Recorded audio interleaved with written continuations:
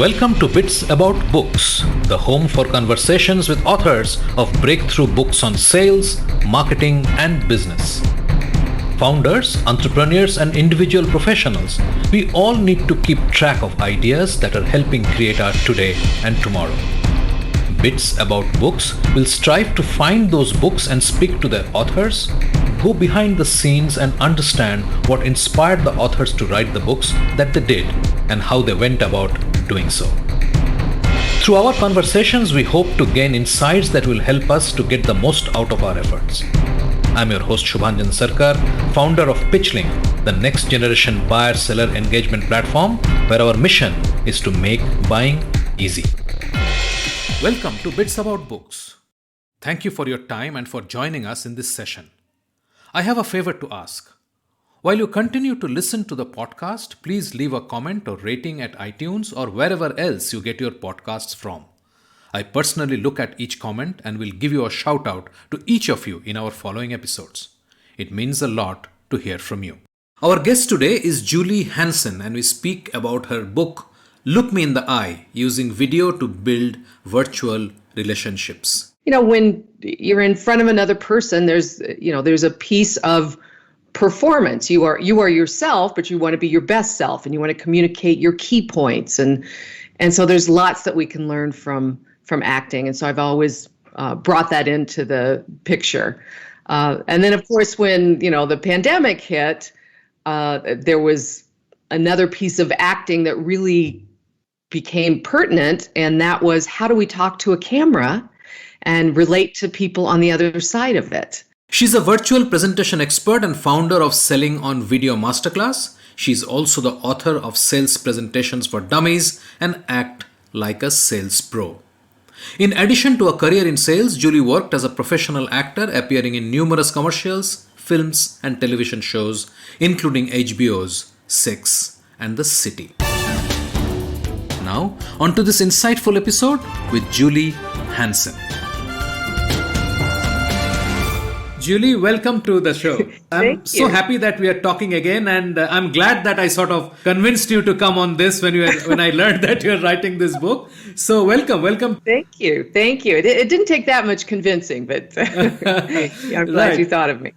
So, I know of you, and you have been on our show and before, but still, for the listeners of this podcast, tell a bit about your background, your acting, and why you're so well qualified to talk about video and use of video as a communication medium. And then we'll sort of get into the book. Okay, sure.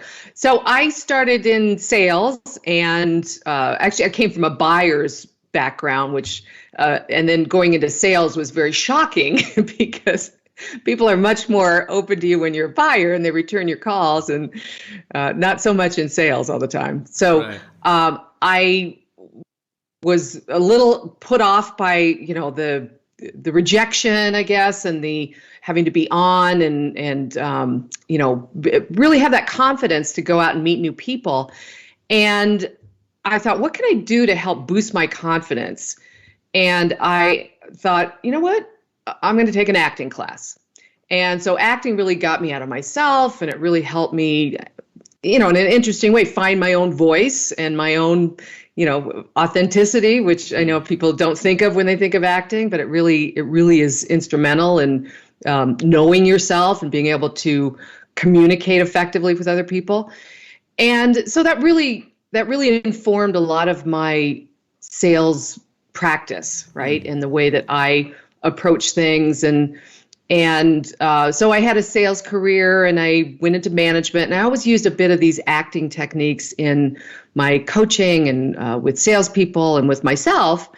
And so eventually, I guess about 12 years ago, I wrote a book about it, Act Like a Sales Pro, just, how all those acting techniques apply to sales. Because really, when you're in front of another person, there's a piece of performance. You are yourself, but you want to be your best self, and you want to communicate your key points. And so there's lots that we can learn from acting. And so I've always brought that into the picture.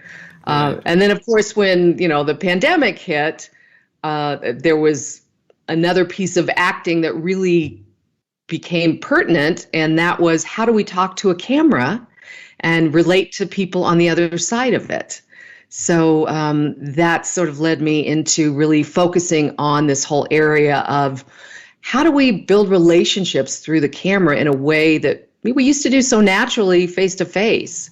Right. So that's was sort of the seed of the idea for the book.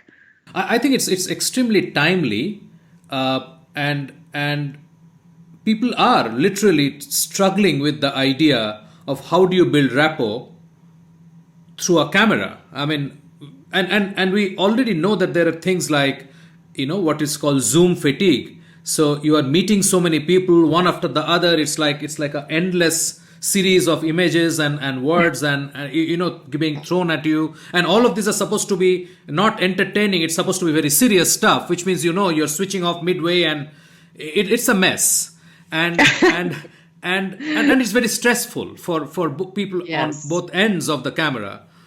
So yes. I cannot see how it could have been a better timed book. But let's dig in a little more, Julie. Tell me, when you thought that this is something I need to sort of articulate so that people can do better, when did you start? How did you start? Right. Well, I saw everybody getting all the tools and technology together, which is so important, right? And that's kind of where it stopped, and technology can certainly connect us, but everybody was technically connecting, but they weren't really feeling connected. And so, we saw a lot of people struggling with this. So I realized there's some basic things about being on camera that, I knew just because I took on camera training as an actor, which you need even if you are a stage actor, because it's a very different medium. So you can't go in and do the same thing on camera. It's the camera reads things differently, or as I always say, if the camera doesn't see it, it doesn't exist. True. So, and a lot of people don't realize that. Well, I was looking over here at my desk. Well, I don't know that. You could be looking at your dog. You could be reading an email.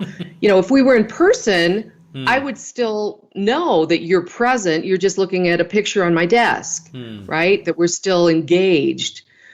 So all of these things that there's no reason anybody in sales would have a need to know until we got into this position. And so I saw companies, getting people all technologically set up to connect, but not in a person-to-person, how do I actually connect with someone through the camera way? So that's when I started working with a lot of companies and their sales teams on how to connect on camera, and some of the basics, how do we make it easier for people to see us and hear us, and how do we use our face and our body language. And what became very evident was certainly that nobody feels comfortable doing this, right? And there's a lot of mixed messages about what, well, just be yourself. Well, be bigger, be smaller, don't do this, do that. So I was trying to shine a light on, what really works, and taking it from the performance world to the business space. And as I worked with salespeople, I started to develop this idea for the book. It really evolved as I coached people, because they came in and said, it's not just that it's difficult to, look at the camera and read body language, but also, our customers are so passive, right? People on virtual calls, and they look so bored. It freaks me out. So I rush and get nervous, or, we can't get them. Nobody will answer a question. So all these other issues came up, which I was able to, address, in the book. How do we get people engaged, and understanding that, we're not used to how people appear on video, right? There's how we appear. We don't know how we appear, right? And so we often come across to our audience. We think we're coming across in a certain way, but, we don't always know what our face is saying, what our body is communicating. And it's really important in this small piece of real estate to be aware of that and know that your intentions are matching your actions, because that's all the customer has to go on. True. True. Yeah. So it all came, the crux of the book really came about because people were feeling so disconnected, and it became about, why is it so hard to build a relationship on video? And how can we solve that? What is and the reason is, there's 5 things that I talk about in the book that are missing on video that are really key components of building a relationship, which is authenticity, making someone feel listening, right? Being credible, being attentive, being trustworthy, and showing empathy. And it's very difficult to do that on video. You can't do it the same way that you did in person. So you may be feeling really empathetic and like really, hearing your customer. But if you are looking at your screen and your face is a complete blank, they don't feel like you're, that doesn't read as empathy. So it doesn't matter what you feel like you're doing. If camera doesn't read it, neither does your customer. So true. And I think one point that you mentioned is very critical, because in the past, it's not that we are not doing WebEx or we are not doing Zoom and so on and so forth, or Skype for that matter. It's the fact that it was intermittent. So I would meet you in person, but I'll also do a Skype with you. So there was some connect from memories and from what we have done in the past. So you know me and I know you, and you know that, okay, this is how Shubhanjan behaves and so on and so forth. So there is some kind of embedded knowledge there, which helps us overcome some of these issues that you mentioned. But when you are not doing the in-person thing at all, I think all these things gets magnified, right? Absolutely. And Harvard Business Review actually did some research at that and said, building those new relationships on video has really been very difficult. That's one of the most difficult areas, because you're right. We can fill in the gaps with people we know. We give them the benefit of the doubt, right? Yeah, well, I know he's interested in me because I met with him in person. He's very, empathetic and engaging. But we don't know to do that. We're with new people, right? So it's very difficult. And now as we move into even a more hybrid world where perhaps we're meeting with our customer virtually, but they're meeting with other vendors or other people live, they're going to naturally make those comparisons, right? So we really have to up our game. It's just not enough to be, to turn your camera on today. It just isn't. True. So true. So tell me, so you were talking to these companies and you were finding that they're sort of trying to overcome this problem, and you start bringing in your acting knowledge and your experience with the camera to emote or to communicate, and you start helping them. And at the same time, this book is sort of playing in your mind that maybe there is a reason to write a book on this. Then what happened? Right. How did you go about from there? Well, I started writing the book,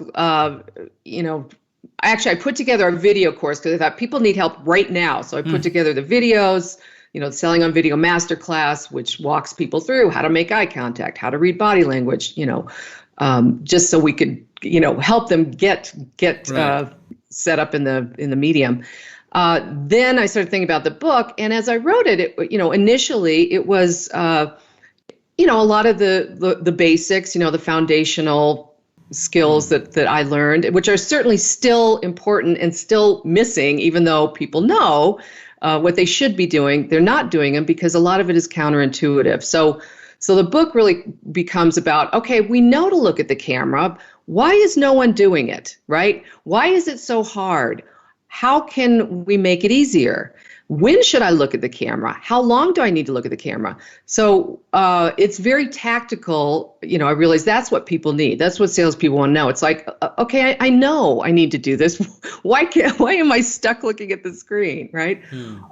How do I possibly read someone's body language if I'm looking at the camera? So it answers all those questions that came up when I was coaching salespeople on video.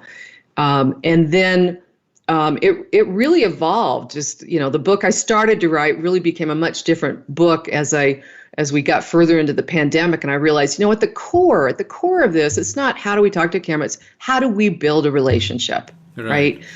And that really inform the book and the techniques behind it. So and if you believe in, that sales is more than just a product and a service, and you're instrumental in connecting that person to it and making them feel excited about it or hopeful, then that's a relationship, and that needs to be fostered. Absolutely. It's time for a short break. Stay with us. After the break, it really started out with, okay, why is it so difficult to build a relationship? What constitutes a relationship? What are the qualities that build a relationship that are missing on video? And how do we make sure they're present? The technology I talk about is not so much specifically what technology you need, but how to use your tools, how to, if you've got two screens, how to keep connected with your audience when you're switching screens, and all these issues that salespeople have when they're presenting to big groups or they're demonstrating software, right? There's some nuances there. You are listening to a Business Podcast Network original. Podcasting is the fastest growing content marketing opportunity, which is untapped. We can help you craft your audio strategy and help leverage the wide reach and easy streaming capability that the smartphone penetration provides.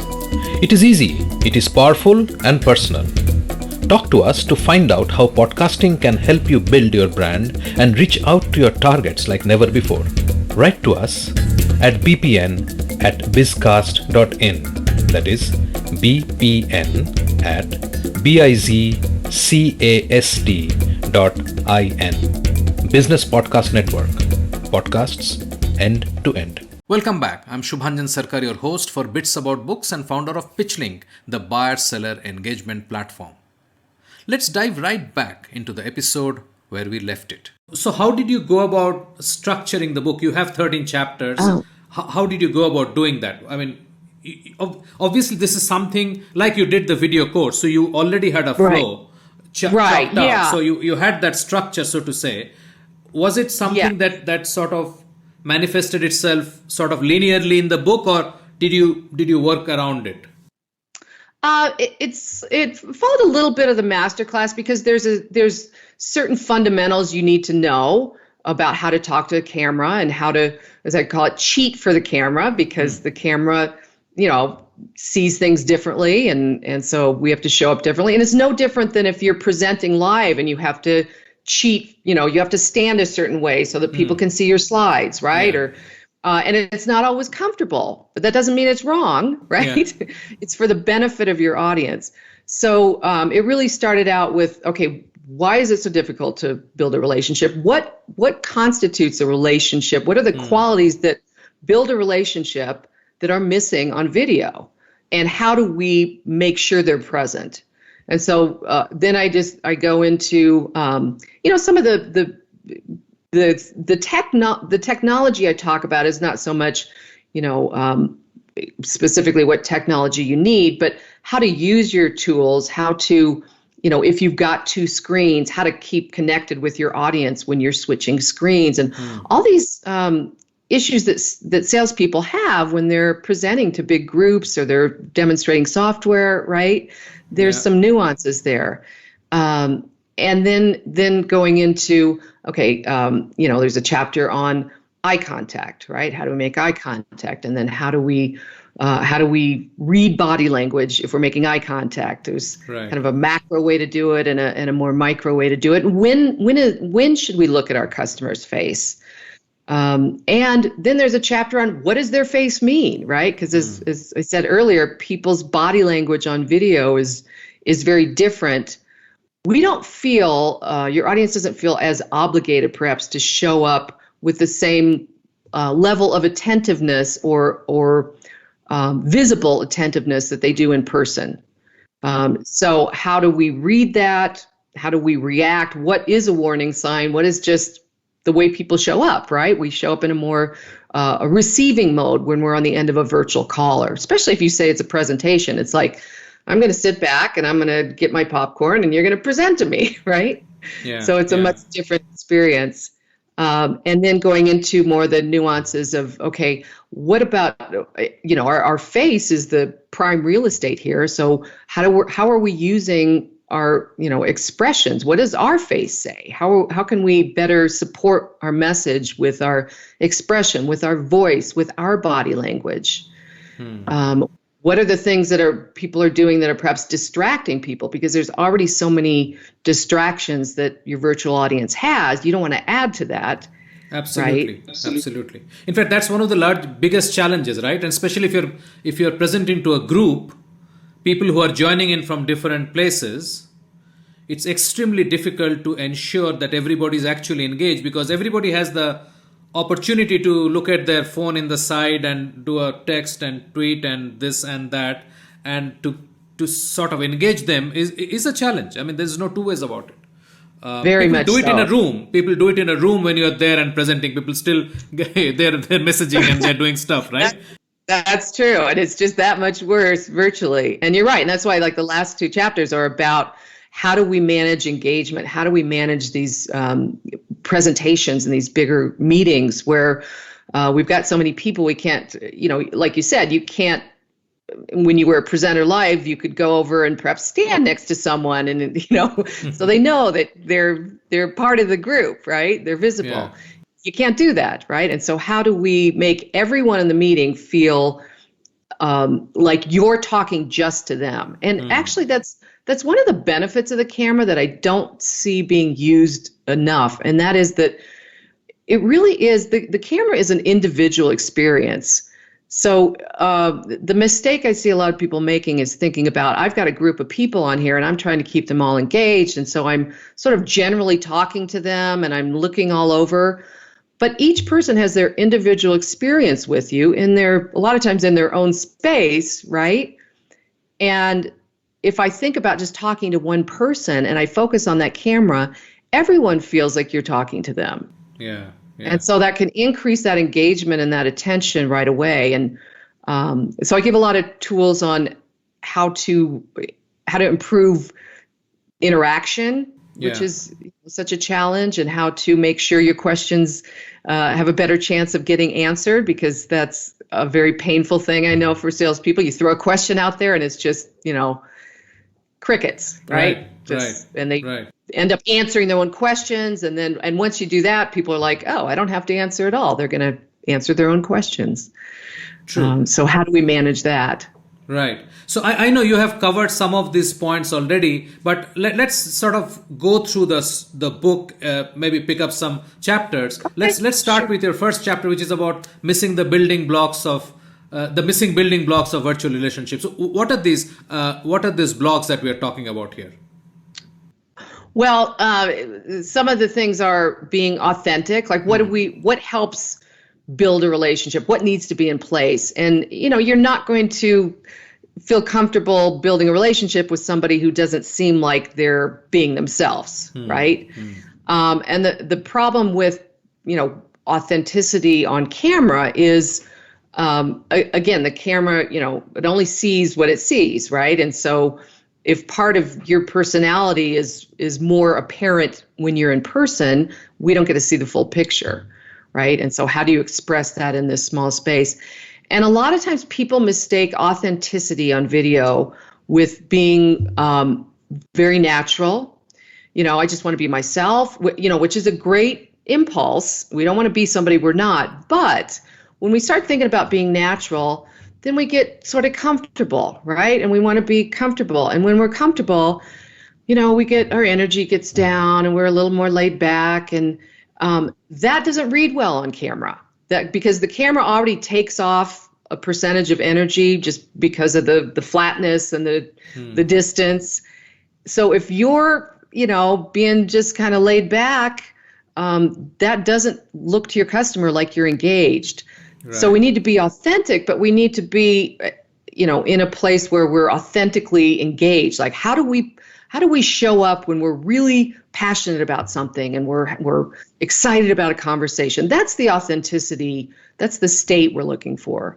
Right. Right. So that's one of the qualities, and I would say the other one is, there's 5 of them, but I would say, listening is really key, and you would never, if you were, I would hope if you were sitting, face to face with your customer, you would never stare at their shoes while they're telling you a really serious problem.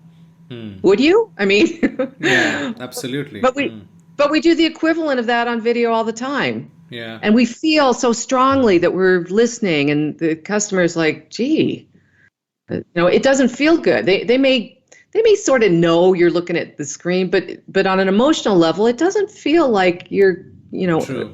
being heard. Let's move on. Let's talk about this new way to read body language. So that is another thing. I mean, how do you read body language in video? First of all, we have to realize that, especially if you have a big group, you're never going to be able to read everybody's body language. It's not like, it's just the odds of catching somebody in a meaningful expression or movement is pretty low. There's a couple ways to read body language. And the first one is looking at your camera and having your images set up so that you can see out of your peripheral vision, like I can see you nodding, I can see you, smiling. Yeah. We can see an awful lot with our peripheral vision. So you will see if someone turns to, because someone's out of the room or you've lost them. You'll see major movements and expression changes. Right. So for the most part, if you keep your focus on the camera, you will see some of those major movements. Now, occasionally we do want to check in on a more micro level, which is fine to get a read on, if I've said something, I might be curious as to the reaction. I might want to, check. There's some places that you can do that and get away with it. I call it your sneak peeks, which is like when you're changing a slide, right? When there's some movement on the screen, people's eyes will be drawn to that and not necessarily your image, right? So that's a good time to kind of read your audience, see what's going on. When another speaker is, kind of taking the stage. But for the most part, you want to bring your eye contact back to the camera. And what you do is you start to trust, as you practice with your peripheral vision, you start to trust that, if you unless you say something really controversial or, just out of left field, most people are going to react the way you expect them to react, right? True.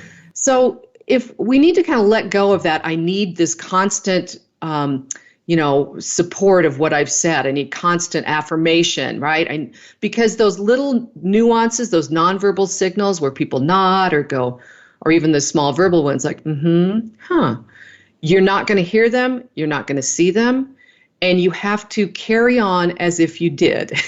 Right. Especially if your customer isn't on camera. And as you mentioned earlier on with Zoom fatigue, a lot of people are choosing not to be on video. Our customers, which is okay for them. That's their choice. It'd be better if they were, but we can't force that. So we have to get comfortable with talking to that camera as if we're seeing our customer. And I always tell people, imagine the best possible reaction, because that's going to bring out the best in you. There's no upside to going, oh God, I bet he hates this, right? He thinks this is, because then, you get small and nervous and shut down. So it's kind of managing that camera and that macro view and then the micro view. Yeah, it's quite intricate actually when you say it and you explain actually, and so much is going on, especially in a multi-party kind of call, and really having the focus that I need to continue to deliver without getting the response. It is sort of like when you are a stage actor and become a film actor first.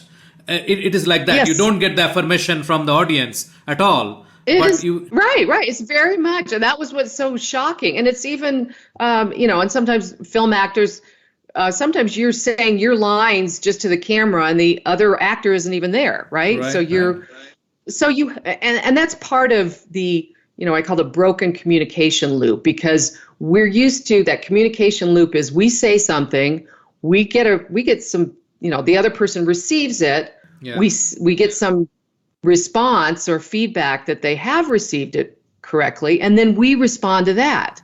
Well, now we've cut out this whole piece of we don't get that feedback, right? We don't know if they received it. And we can't constantly ask, does that make sense? Does that make sense? Did you hear that? you'll drive people crazy, right? Yeah. So you have to, give yourself those affirmations by projecting that your audience is going, that's interesting. Tell me more, right? And that feeds you, and it creates a more dynamic dialogue, as it were.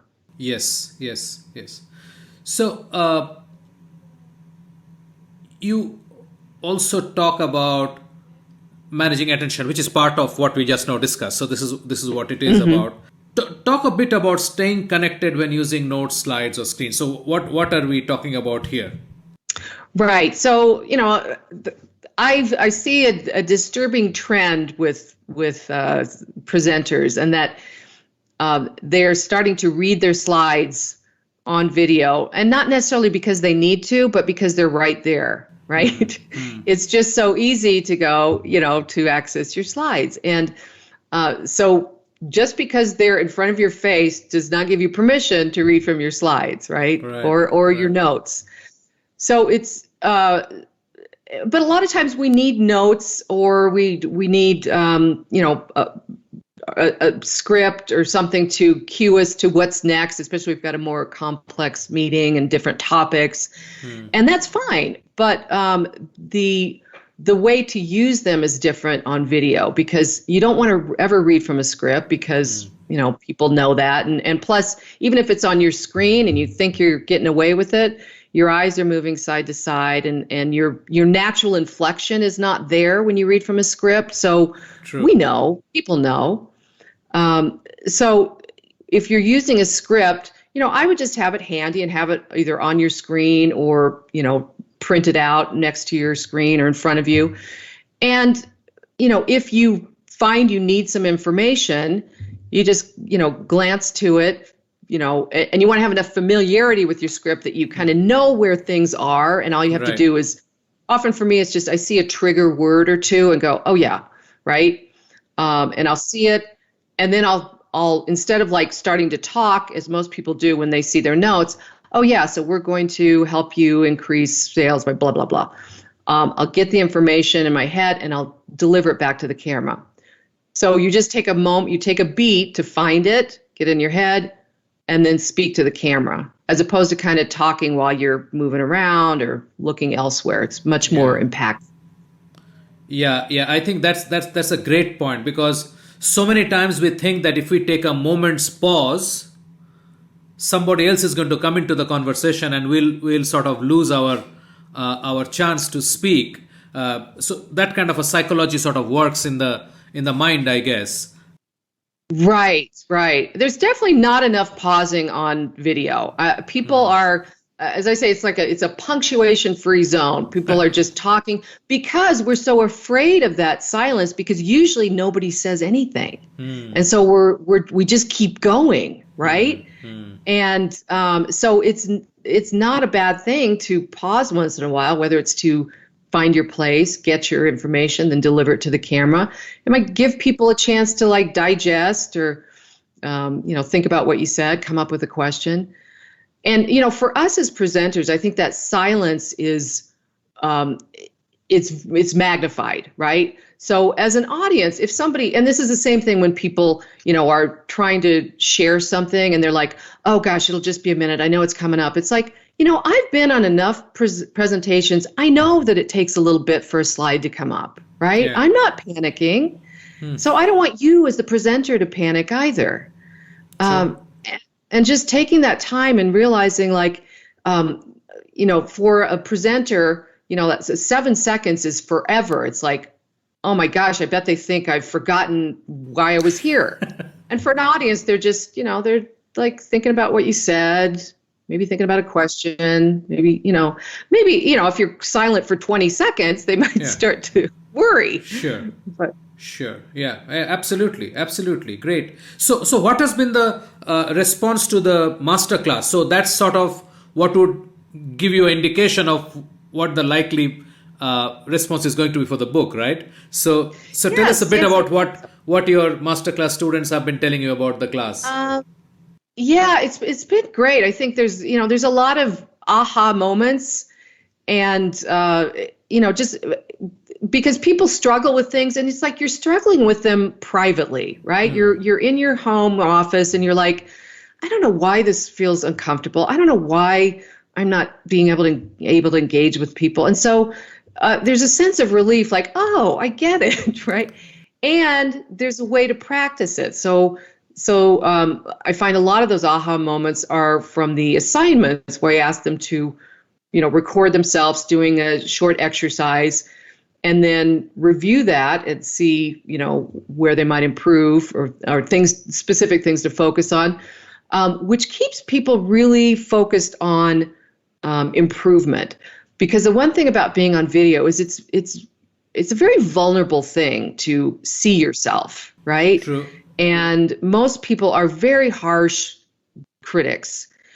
So it's very hard to be objective and constructive. And so I help them break it down in a way like, how do I view just specific parts, more like a director, like looking at a performer and going, well, what did that person do well? And what could she do better? Where did I disconnect? Not just, if we look at ourselves, we're often like, oh, that was terrible. And oh, my hair. And, we just get into the weeds on all these things that don't really necessarily matter. So I make them focus on what matters to your customer. How are you? Is this helping your relationship, or is this disconnecting you? Bits About Books is brought to you by PitchLink, the buyer-seller engagement platform. PitchLink makes buying easy by enabling high-quality engagement between buyers and sellers through its presentation and discussion modules. Sellers create customized sales narratives using sales collaterals and personal videos, and reach out to prospects through a non-intrusive, buyer-qualified engagement. PitchLink requires no installation or download and holds the entire repository of sales collaterals and buyer-seller conversations. Talk to us to know more about how you can engage with customers without intrusion. Call us on 99021 631 32. I think there's a very large impact of what this can do than we will give it credit for. This is a necessary skill that you need to pick up and do well. Right? It is. It's right. It's just not like, oh, it'd be nice if you were better on video. No, you need to be better on video, right? Exactly. And it's all about really, as you said, kind of that next level. How do we create as near an in-person experience on video as possible? Because that's what we're competing with, and that's where the bar is going to be. Julie, thank you so much. Thank you. My pleasure. We have a fantastic lineup over the next couple of episodes with great conversations on breakthrough books by Andrea Waltz, Mike Kunkel, and many others. Subscribe in your favorite podcast app so you do not miss a single episode. Thanks for listening. Thank you for being with us today on Bits About Books, where we talk to authors about breakthrough books on sales, marketing, and business. We hope this conversation helped inform and motivate as we all navigate a rapidly changing business environment. For us, these are enlightening conversations enriched with knowledge and expertise. We encourage you to go out and buy the book to learn firsthand and implement some of the great ideas we discussed today. We hope to have you with us again in the next exciting episode of Bits About Books. If you liked what you heard, subscribe to the show in your favorite podcast platforms like iTunes, Google Play, Spotify, or wherever else you get your podcast from, and give us a rating while you are at it. This Bizcast original podcast is produced for PitchLink, the next generation buyer-seller engagement platform, where the mission is to make buying easy. Hosted by Subhanjan Sarkar and produced by Rajiv Aditya. See you next time and have a wonderful day.